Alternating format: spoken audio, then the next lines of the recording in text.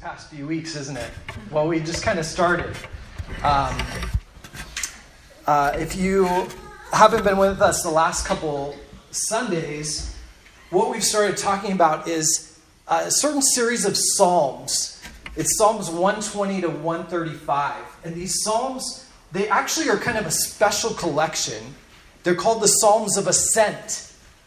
And what they were is these were songs for the pilgrimage that the Israelites often took at least 3 times a year to Jerusalem, which was like the center place of worship, right? And so the thing that, because you guys know, I'm sure, that the Psalms are like the book of the Bible that resonate with the most people. Like the majority of people will tell you, my favorite book of the Bible is the Psalms, right? Because these are like, and they're just songs. All it is a giant playlist, right? But these are the songs about the human experience and the human journey. They're the things that we've all experienced in our own lives. And as we read them and reflect on them, we begin to see something in ourselves. Something of ourselves in what they're experiencing. You know? And sometimes not. Like I've read some where it's like he's talking about war and battle, but for the most part, you know, it's like talking about especially our connection with the Lord, right? And so, this last week, what I did is I thought, it would be fun if we put together like this Vineyard playlist. Like if we really thought for ourselves, like what are the songs that are inspiring us? And so several of you guys were like, you shared like, this is the song that for me right now, if I listen to it, like God is all over it. Like, I'm like, wow, I'm just feeling that. So Jen, I think you shared like, it was like a classic. What was it? It's How Great Thou Art, right? So Jen's like, man, when I hear that song, it sends me soaring, right? How Great Thou Art. So we put together this playlist. Lexi and her family right now, they're on a journey to Wisconsin. I was so excited. She's like, hey, Kevin, we're listening to the playlist right now. And everybody loves it. Man, it's like inspiring us. So I want to encourage you to go to our Facebook page, check it out, listen to it yourself, and maybe you'll find something in there that inspires you as well. And that's what the Psalms are all about. It's just finding these songs for the journey that we can relate to. And today's psalm that we're going to look at, it's actually one of my favorites. It's Psalm 121. And for those of you that have been around the Vineyard for a little bit, we've actually got Autumn and Jackie here. Jackie's from Vineyard down in Kansas City. Woohoo! And I'm sure you probably have heard this song in the past, but it's called I Lift My Eyes Up to the Mountains. Where does my help come from? My help comes from the Lord, the creator of heaven and earth. Well, it's totally just words from a psalm, right? And so we're going to read this together, Psalm 121. And this is what it says. I lift my eyes to the mountains. Where does my help come from? My help comes from the Lord, the maker of heaven and earth. He will not let your foot slip. He who watches over you will not slumber. Indeed, he who watches over Israel will neither slumber nor sleep. The Lord watches over you. The Lord is your shade at your right hand. The sun will not harm you by day, nor the moon by night. The Lord will keep you from all harm. He will watch over your life. The Lord will watch over your coming and going, both now and forevermore. That's pretty amazing, isn't it? Like, this is a song about protection. It's a song of the providence of the Lord for his people. So, before we dig into it, let me ask you a question. Has anybody ever told you that you're wrong? Today? Thank you. Not too often, but... Not too often, right? Okay, how did it make you feel when somebody told you that, no, you're totally off track, you're wrong, right? Like, I think most of us, if we're honest, we don't really like that feeling, do we? There's kind of like this pride that wells up inside of us, and this almost like this protection and this wall of defense where we want to like explain ourselves and like share our side and why we're totally right, you know. But the interesting thing is, sometimes if we really stop to listen, we find that it's really good news that the other person is trying to give us, right? And so one day, we've just been through this whole move and we're trying to get things settled, and our dryer wasn't working. And it stopped shortly after we moved in, like just nothing, right? And so Shannon's mom, we were really excited because she decided that she wanted to get a new dryer. And so we did the great exchange. They drove all the way from Iowa with this new dryer. And Shannon was, by this point, we have 5 in our family. And so she was dragging these bucket loads of laundry to the laundromat, right? And doing them at the laundromat. And, the laundromat's humid and stuffy and all this kind of thing. And she's like, oh, I don't have time to drag it, whatever. And so she was just ready for that dryer to work. So here we get it. We're loading it in. And, my father-in-law is basically helping us to connect and reconnect all the wires because it had the wrong plug on it. And, we had to take the door off. I mean, it's work to do this kind of thing, right? But I was so excited for Shannon to push that button on that dryer and for it to start tumbling again, right? And so we did it and we got it working. I tested it, of course. And so Shannon gets down there with her first load of laundry to do it. And guess what? It didn't work.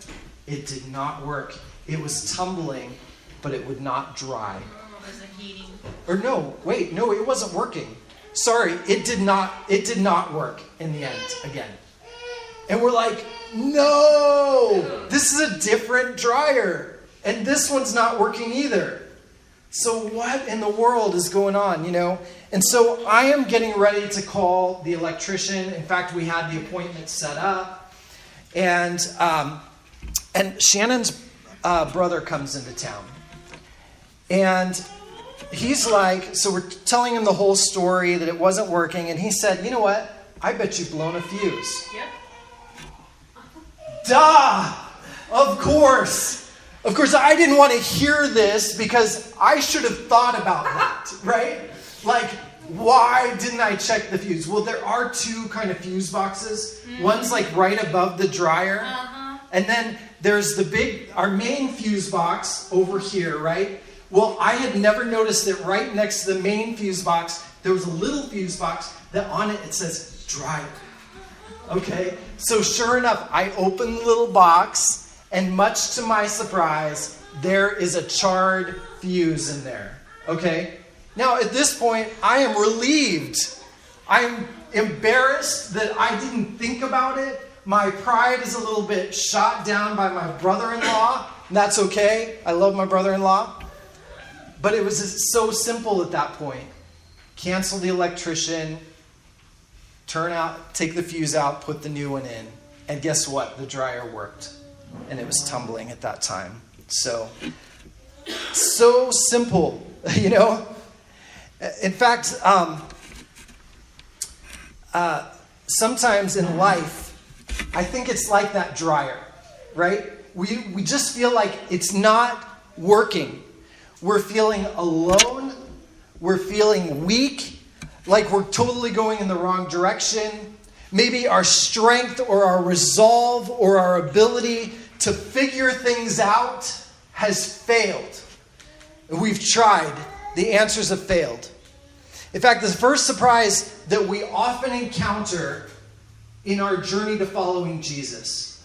So last week, you remember, we kind of talked about this journey of repentance. Repentance is the first word on our journey with Jesus, right? Saying yes to Jesus, saying no to the world. But we often find that all of a sudden, it's not quite the Garden of Eden on the other side or the promised land that we were expecting, right? All of a sudden, we find that even when we are coming to Jesus, we're still encountering some friction in the world, and things are not always going as we planned.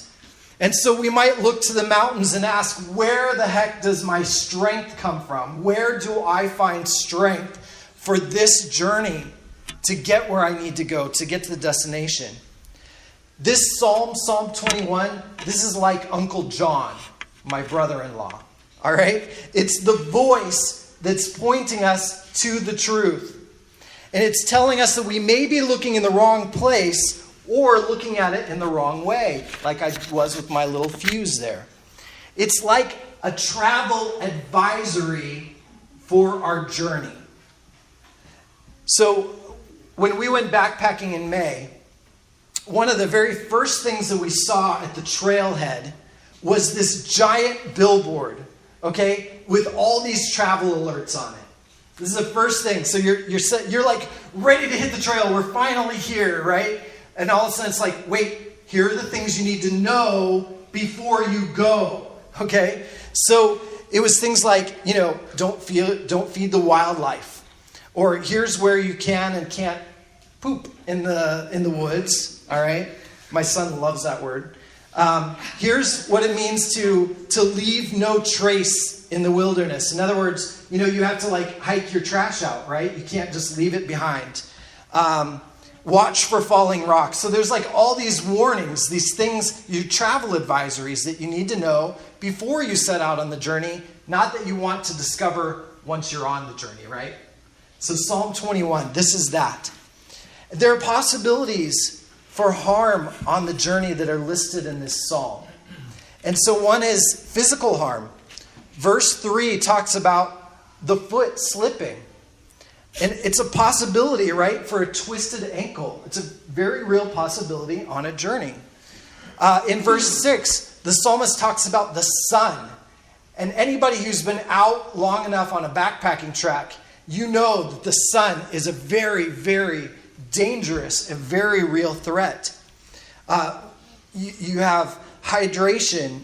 It can cause fatigue. It can cause dehydration. It can even cause sun poisoning if you get too much sun, right? You have to be aware of that along the journey. And then there's the moon by night. Okay, according to Eugene Peterson, the dangers of the moon, when you read about that in the Bible, it's often references to lunacy, to mental or emotional strains. And those are very real in our life journey, aren't they? Anxiety, depression, mental illness. These are real things that can happen. The challenge that we face with this passage is that we've experienced these things, right? They've been real things in our lives. We know followers of Jesus who have twisted their ankles, or have been fatigued, or have been anxious, or have had very serious challenges in our lives and our families, right? So let me explain to you what I believe that the psalmist might be saying here. In the time that this was written, there were these places called high places. And high places were those places where people worshipped idols. They were not following the God of Abraham and Isaac and Jacob. And that's where they set up their places of worship. And some of these were places where animals were sacrificed, where prostitution took place. Sometimes they were burning incense to their gods. Some of them were even walking their daughters through fire or making human sacrifices. When you read in the Bible, sometimes you'll read about altars that have been set up, or you'll read about Asherah poles, those kind of things. These were places where they worshipped Baal, Asherim, Asherah, Topheth, and other false gods of the trees and the stones and the planets and all these things. So I think when the author is talking about, hey, does my help come from these places? When he was looking up in the mountains, I wonder if he was seeing these high places. These places where people were turning to find their strength and their answers in these things that were really false gods. They went to their special mountain where they thought they would find the strength and the answers to their lives. And of course, the psalmist's immediate answer is no. It's not the mountains or the trees or the stones. It's from the maker of those things.